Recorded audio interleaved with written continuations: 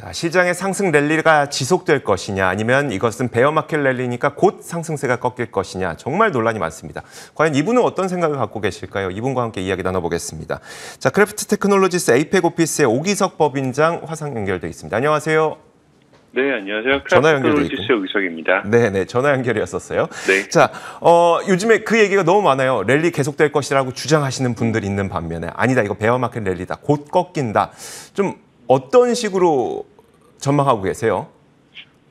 우선은 저는 개인적으로는 지금 랠리가 좀 이어질 가능성이 높다라고 생각을 하고 있는데, 먼저 현재 시장 상황을 한번 점검해 볼 필요가 있다라는 생각이 들거든요. 그래서 사실 보면은 결국 2022년 상반기에 지금 시장이 하락했던 주요 세 가지 위험을 꼽아볼 수가 있을 것 같은데, 첫 번째로는 연준이 가지고 있었던 매파적인 스탠스에 대한 위험, 그리고 두 번째로는 인플레이션이 가속화되는 것에 대한 위험, 그리고 마지막 세 번째로는 우크라이나 사태가 장기화되는 것에 대한 위험, 세 가지가 사실 이제 2022년 상반기 시장의 하락을 이끌었다라고 해도 과언이 아닌데, 사실 세 가지 지금 이 위험이 현재 시점에서는 조금 많이 완화되는 그런 모습 보이고 있거든요. 그래서 첫 번째로는 이제 연준의 매파적인 기조의 부분인데, 사실 연준은 한 번도 제대로 매파적인 기조를 보였던 적은 없습니다. 결국 이제 선제적인 대응이라기보다는 인플레이션 가속화에 대한 대응 에 불과했던 부분을 한번 생각해 볼 만하고, 그리고 인플레이션 가속화 두 번째 위험 같은 경우는 이제 미국의 최근 인플레이션이 이제 8.5%로 발표가 되면서 여전히 굉장히 높긴 하지만 시장의 기대치보다는 좀 낮아진 그런 상황이거든요. 그래서 인플레이션 둔화에 대한 가능성을 보여주고 있고, 또 마지막 세 번째 위험 우크라이나 사태 같은 경우는 이제 슬프게도 아직 현재 진행형이긴 하지만 금융시장에서 이제 해석하는 이제 이런 위험들은 상당히 완화되는 그런 모습들을 보이고 있습니다. 예를 들어서 러시아 자산들의 가격이 최근 많이 상승을 하고 있는데, 러시아 채권 같은 경우는 최하단에서 거의 350% 가까이 상승할 정도로 지금 러시아 위험에 대해서 금융시장이 판단하는 위험도 좀 많이 낮아지고 있다라는 이제 말씀을 드리고 싶고요. 종합해 보면 지금 말씀드린 세 가지 위험, 3대 위험이 지속적으로 완화되는 구간에서는 당분간 시장의 상승을 기대해 볼 수 있지 않을까라는 생각을 하고 있습니다. 그래서 한 가지만 여쭤보자면, 이제 얼마 전에 발표됐던 CPI 지표를 보니까 다소 꺾이는 것 같다라는 느낌을 확연히 아마 받으셨을 텐데, 네. 그러다 보니까 이제 다음번에 있을 FOMC에서는 그러면 75bp가 아니라 50bp로 좀 정책이 약간 좀 완화될 것이라는 기대감이 있을까요? 어떨까요? 네, 그 부분은 지금 시장에서 어느 정도 반영을 하고 있는 상황인 것 같습니다. 우선 이제 그 인플레이션 수치부터 한번 보면은, 그 인플레이션 수치가 8.5%로 낮아진 것도 있지만, 그것과 더불어서 사실 이제 인플레이션 구성 요소 중에 보면 이제 그 에너지하고 이제 그 식료품, 농산물 가격을 제외한 이제 그 코어 CPI라고 해서 근원 소비자 물가라고 보통 얘기를 하는데, 이제 에너지하고 농산물 같은 경우는 가격이 변동폭이 큰 경우들이 많고, 시장의 이제 수급 상황에 따라서 나머지 이제 인플레이션 구성 요소들의 가격의 변동폭이 좀 작아서 이것만 따로 발라놓은 걸 지금 이제 코어 CPI라고 하는데, 이 코어 CPI에 그러니까 근원 인플레이션 같은 경우가 5.9%로 이제 안정적으로 나왔습니다. 예상치가 6.1%였는데 그걸 이제 하회를 하면서 인플레이션 좀 정점에 이르지 않았나라는 그런 힌트도 좀 보여주고 있고요. 특히 이제 인플레이션의 다른 구성 요소 중에 하나인 미국 내 가솔린 가격 역시 올해 3월 이후 처음으로 지금 갤런당 4불을 지금 이제 하회하는 그런 모습을 보이고 있습니다. 그래서 이와 같은 에너지 가격 하락 같은 경우도 지속적으로 인플레이션 하락에 도움을 줄 수 있는 변수다라고 이제 생각을 하고 있고요. 조금 전에 이제 말씀하셨던 것처럼 지금 50bp, 75bp가 아니라 50bp 지금 상승을 예상하는 현재 시장의 비중이 한 60% 정도 되거든요. 그래서 75bp를 원래 예상했던 비율이 한 일주일 전에는 70% 가까이 나왔던 게 지금은 40% 선으로 줄어들었고, 50bp 이제 금리 인상 예측하는 캠프의 비중이 30%에서 60% 가까이 늘어나면서 인플레이션 둔화에 대한 기대감 시장이 지금 즉각적으로 반영하고 있는 모습입니다.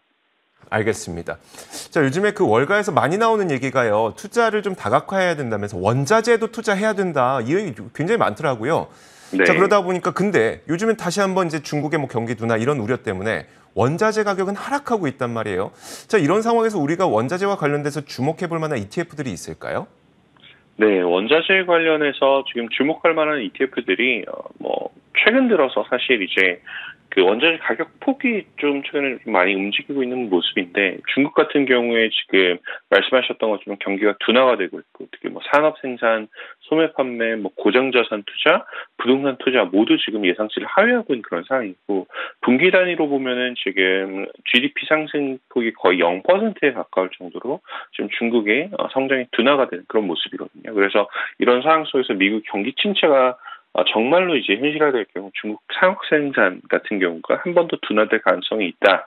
그리고 원자재 가격 같은 게 한 번 더 하방 위험이 사실 열려 있어서, 월가에서 얘기했던 것처럼 원자재에 지금 적극적으로 투자할 상황은 개인적으로 아니다라고 이제 생각을 하고 있습니다. 특히 이제 작년부터 있었던 원자재 가격 상승 같은 경우는 글로벌 공급망의 붕괴로 인한 선주문 효과가 있었고, 그리고 또 공급망이 조금씩 정상화되어가는 현 시점에서 보자면 원자재가 그렇게 매력적이지 않을 수 있다라는 생각이 드는데, 이걸 생각했을 때 지금 단기적으로 직접적으로 투자할 수 있는 아이디어들은 이제 프로시아에서 나온 이제 그 농산물 이제 인버스 ETN이 ADZ라는 것도 있고, 이제 프로시아에서 동일하게 이제 나온 이제 그 금속 관련한 이제 인버스 ETF인 BOS라는 ETF들도 있는데, 이런 걸 참고해 볼 수는 있지만 사실 인버스 상품들이기 때문에 위험이 있는 상품들이에요. 그래서 극도로 이제 활용에 주의할 필요는 있을 것 같고, 저는 개인적으로 이제 당분간 원자재보다는 오히려 다른 자산군, 특히 이제 연초 이후 혹은 작년 말 이후 낙폭이 컸던 그런 자산군들에 관심을 가지는 게 좀 더 효과적일 수 있다라는 생각은 추가로 말씀드리고 싶습니다. 알겠습니다. 마지막으로 한 가지만 좀 간략하게요. 워낙 크래프트 테크놀로지스의 경우에는 인공지능 ETF를 좀 운영하고 있는 곳이다 보니까 최근에 네. 인공지능 ETF에서 어떤 변화가 좀 감지되고 있는지, 그러니까 이게 또 시장 환경을 되게 잘 보더라고요. 어떻게 변화가 되고 있을까요? 네, 저희 사실 이제 ETF에서 활용하는 모델 중에 하나가 위험관리 모델도 좀 같이 적용이 되고 있거든요. 그래서 지금 저희 모델 같은 경우는 보면 이제 미국 대형주의 하방 위험을 예측하는 목적으로 만들어진 뭐 부멘 쇼크 지수라는 그런 모델도 있어요. 그래서 이 모델 같은 경우는 지난 약 그 4주 전부터 미국 대형주 시장의 상승성을 강력하게 이제 예측을 하고 있었었는데, 지금 약 3주 연속 이제 안정적인 시장 상황을 의미하는 이제 그 지표들이 산출이 되면서 당분간은 좀 미국 주식시장 전반적인 상승세가 이어지지 않을까라는 그런 생각을 하고 있고요. 지금 저희 모델이 이제 안정적인 시장에 접어들었다라고 이야기한 이후로 봤을 때 1개월 동안 수익률이 미국 대형주 같은 경우에 약 10.79% 가까이 이제 상승 기록을 하면서 연초율 낙폭도 지금 10%선으로 굉장히 줄이고 있는데, 하나 이제 같이 투자자분들께서 꼭 보셔야 할 지표로 저는 지금 현재 시점에서는 이제 빅스 지수를 좀 말씀드리고 싶어요. 이제 미국 변동성을 나타내는 빅스 지수 같은 경우가 지금 지난주 중반부터 이제 19 결국은 이제 그 변동성의 장기 평균이 20 아래로 떨어지고 있거든요. 특히 이제 20 아래로 떨어졌던 그런 모습은 2022년 4월 4일 이후 처음인 그런 모습인데, 시장이 확실히 좀 안정기로 돌아가는 그런 모습이다라고 이제 생각을 하고 있고, 하반기 내내 이런 기조가 지속될 가능성은 사실 제한적이라고 이제 말씀을 드릴 수 있는데, 어쨌든 당분간은 시장의 안정세가 좀 지속될 가능성이 있고, 저희가 지금 제가 말씀드렸던 이제 부멘 쇼크 지수 같은 경우는 주간 단위로 발표되는 지수여서 서학개 및 투자자분들이 한번 참고해 보시기 좋을 만한 그런 모델이 아닐까 싶습니다. 맞습니다. 그래도 당분간은 랠리가 지속될 수 있는 이유에 대해서 여러 가지 근거를 통해서 한번 이야기를 해주셨습니다. 자, 지금까지 크래프트 테크놀로지스 APEC 오피스의 오기석 법인장과 함께했습니다. 고맙습니다. 네, 감사합니다.